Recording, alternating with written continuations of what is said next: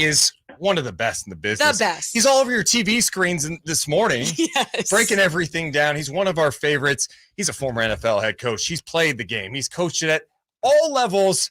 And, of course, he's an awesome analyst on ESPN. He's the one and only Herm Edwards. How you doing, Herm?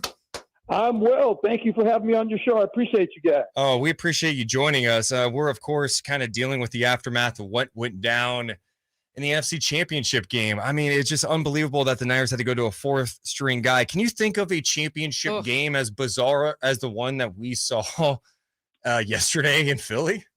No, you really felt bad for 49ers fans, obviously, and I think you guys know my relationship with John Lynch. I talked to him yesterday, and just told him, I said, "Hey, man, I feel bad for you guys because you come so far, and you've already had issues with the quarterback, with guys getting hurt, and to see that happen to you, it was just a shame, because it was going to be a great game, and I think it still was. Their defense played outstanding.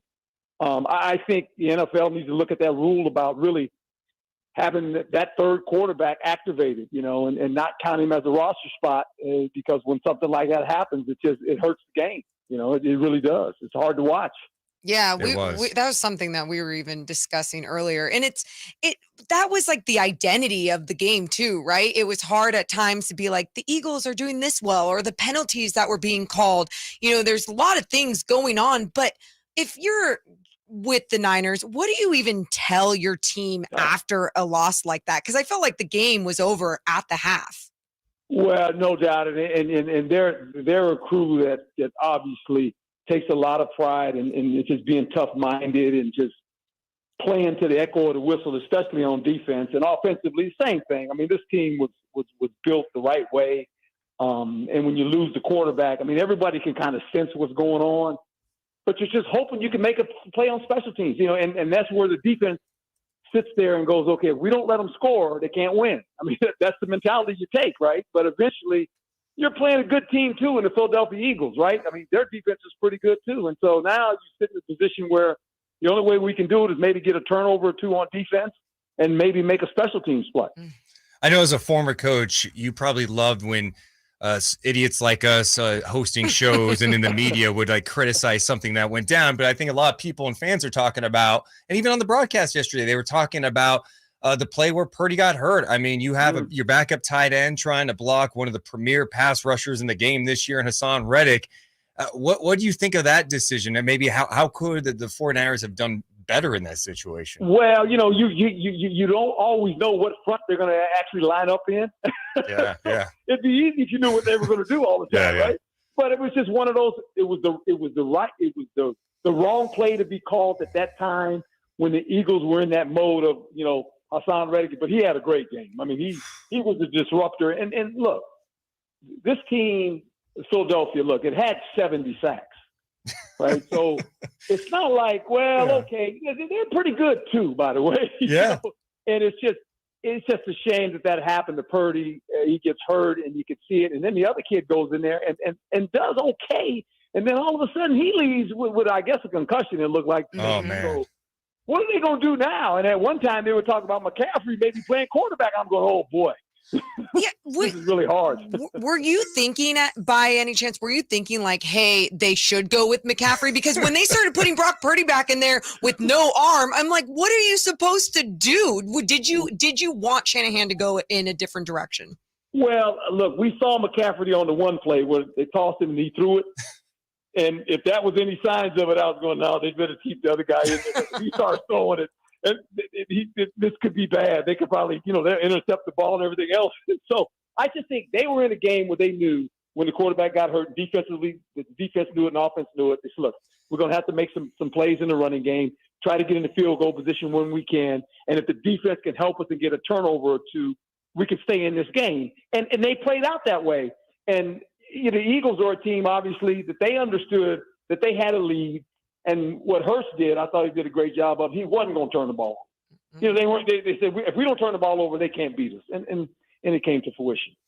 Yeah, it's just so tough too, and so deflating when you're in the situation. You're sitting on the sideline going, we don't really have a shot. If we can't throw the ball, we don't have a shot in this game. And they were literally hard to watch.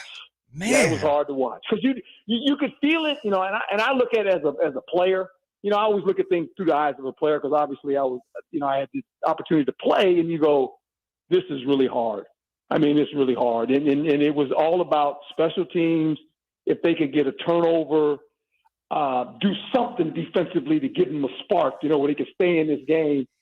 And Philadelphia Eagles were on task. They ran the ball. They weren't going to turn it over. They played conservative, and that's all they needed to do. Yeah, we're hanging out with Herm Edwards. And Herm, the defense, too, I thought the Niners did a pretty solid job for the most part, but it seemed like that near the end of that second quarter on that drive, some big-time penalties, some questionable ones. I felt like that was the other theme coming out of Championship Sunday is we had a lot of people talking about the officials in both games and how much that impacted things. Well, what do you think of what went down? Yeah, I mean, there's you always look at games that way and say, could the officials done it a little bit different? And obviously penalties hurt them as well, because you almost got to play perfect. Once your quarterback's put down, you almost got to play perfect. I mean, they missed the call. They missed the call of the catch. I mean, there's no doubt. But the Eagles were smart enough to get up on the ball and go. Yeah, that one hurt because I'm looking at that play, Herm, going, everyone's saying, hey, Shanahan should have reviewed it. But with this NFL replay assist, you would love that if the guys in New York would be able to determine that rather than counting on Shanahan realizing it without the angle, maybe trying to call a timeout. That was really a tough sequence for the Niners. It is a tough sequence because I know that as a head coach, sometimes, depending where the ball is being thrown or where it happens, you're away from it. You can't see it. And you're hoping the guys in the box can see it. And they're not quite for sure. They're looking at the TV monitor, too, trying to figure out, coach, you need to throw the flag.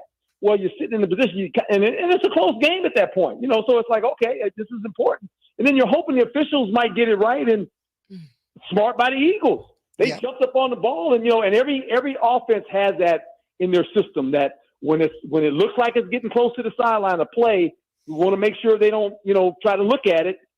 Then go fast. And that's what they were able to do and got the playoff. Yeah. And that's where you got to give that team credit, right? For just being smart, making that happen quick. And okay, I want to ask you about Brock Purdy and his future with the 49ers. Do you think the 49ers have seen enough and that's the direction that they're going to go with?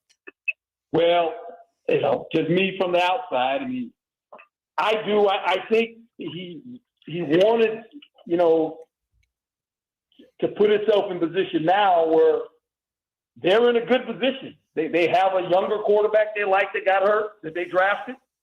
Do they sit there, and this is a discussion between John and the head coach and everyone else involved in the organization, what do we do? Do we, look for some options to trade this other guy and go with Brock Purdy and then get another guy, Or do they make it competition? It'll be an interesting scenario. I know this. Purdy has won the locker room. Ooh. There's no doubt. He has won those players in the locker room. And listen, this is the key. What does Coach Shanahan want? Does he want a quarterback to play on script, or does he want one to play off script? And if you have a quarterback that plays off script, that's not always in structure, then that's fine. He's going to make a lot of plays. And we know who they are. Josh Allen, Mahomes, we know who those guys are. They play off script. Well, you got to be willing to let them do that as a coach. That Coach Shanahan's philosophy, he's going to have to wrestle with that. So it'll be interesting to see which way they go. We got to talk about this AFC Championship game. Mahomes, it's crazy that I shouldn't be surprised because we've just seen this guy do incredible things on the football field. But when you see a guy that's fresh off a high ankle sprain, he's jumping around on one leg at times, dealing with it. He can't run except that big 3rd and 4 that was massive in the game.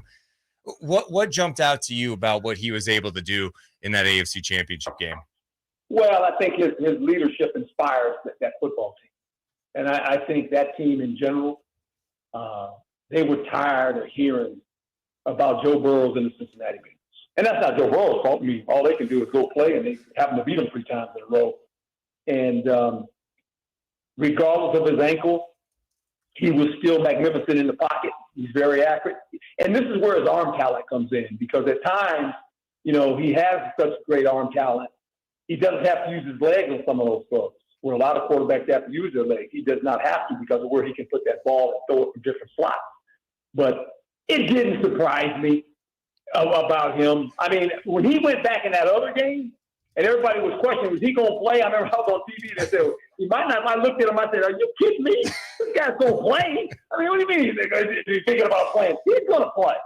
And he played. He played well. He did. And then obviously that his one and only run of the game, truly, when he got that first down and then getting out of bounds, that late hit on Osai, that was such obviously like the game-winning play right there. But if you're someone like Osai, you're 22 years old, you're looking at that situation, your teammates are yelling at you in the locker room. What should be some of them supported him, and some of them supported him. What do you think his mindset really is today? Do you think it should be more like, look, he didn't lose the game, Mahomes won the game with that run? Yeah, I don't think he can say that. And I would think that team, the way it's built, those guys they'll come to comfort him. And look, I've been involved in that championship game 3 times in my NFL career. One as a player, when we beat the Dallas Cowboys and went to the Super Bowl. The other 2 times were as a coach. And I do know this. When you rewind the game, there is more than just one play. There's some numerous plays that probably pop up and you go, you know what, if we'd have done that, we might have had a chance. And here's the sad part about that game. There's a finality to it. When you lose that game, the championship game, boy, it's hard to recover. I mean, it took me at least a week because you understand all that was put into this season to get to that game. And when you lose it, you go home. And you're like every other team in the National Football League now. You're going to watch the Super Bowl and going to say, you know what? We were 1 game away from getting into the Super Bowl. Can we get there again next year? Now, a lot of these teams that were in the playoffs this year, 49ers being one of them, they'll be knocking on the door against next year, but there's no guarantee. Mm-hmm. You know, we went to a Super Bowl 15, didn't play very well, got beat against the Raiders. We were the favorite going in. And we thought the next year, hey, we got a good team. We're going to get back in there. Well, we got to the playoffs and got knocked off and never went again. In my 35 years of being in the National Football League, I was in 3 championship games. 1 we won, and the other 2 we lost, and I've only been to 1 Super Bowl. And that's the pain that you see in a locker room after games. That's why you see Niners players in tears and Bengals players in tears, because you're right. There's just no guarantee. And every fan's like, oh, next year you could do it. It's hard to get there. There's a lot of luck sometimes that's involved. It's injury stuff. And it's just wild how fast things can change, which also I think makes it even more crazy how the Niners even got to where they did, considering going through all those quarterbacks. It's insane. Look, I'm going to tell you something. Think about it this way. They've got a bright future, San Francisco. And not just because, you know, John Lynch is like a son to me, and not just the way they do things, the way that team is built. Because remember this, I went to the Kansas City 49er game. I was at that game. And I watched the Kansas City Chiefs kind of demolish the 49ers. And from that day forward, they just got better. This team has the makeup of losing that football game, it'll make them better because that's how they're built. They got enough guys in that locker room that are built that way. I know we got a couple weeks till the Super Bowl, but, you know, Eagles, Chiefs, do you have a feel either way at this point? Of course, there's a lot of questions about the health of both quarterbacks. You're right. And the problem I got, well, that's not a problem, but I played for one of those teams for about 10 years. Yeah. And the other one, I was in that organization for about 10 years, one time as a head coach and the other time as assistant coach. So I'm just kind of going to stay neutral right now. That's tough. That is really tough. Yeah, you have emotions. You have ties to both teams. Well, Herm, we appreciate you hopping on with us for a bit. You're the best, and we'll talk to you soon. Thank you, guys. Enjoy the Super Bowl. All Thanks, right, thank Herm. you. That's the one and only Herm Edwards. Just the nicest guy. Always. Yeah, that's going to be tough. I mean, and Andy Reid. How about Andy Reid taking on his former team? He spent so much time in Philly, and now he's going head-to-head. Andy Reid, by the way, I'm so glad he's getting the love over the last couple of years that he deserves. For so long, it was like jokes about Andy Reid. Couldn't win the big one. Here's the reality. The guy wins every year. It doesn't matter who's there, whatever. We'll be back in 60 seconds. Stu Simone on Sactown Sports.